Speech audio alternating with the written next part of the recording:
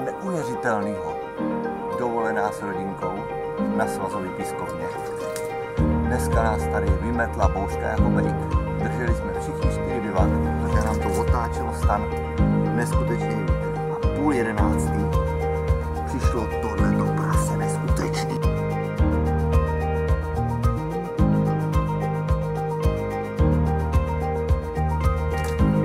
Něco neuvěřitelného. Souboj to se nedá popsat. Fuj, nádherná ryba. Díky, kámo.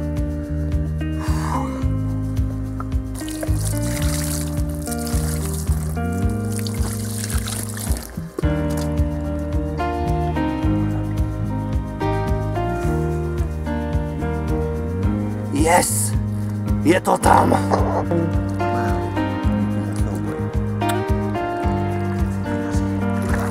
Teplo a úplně až ho neuvidíme, jo?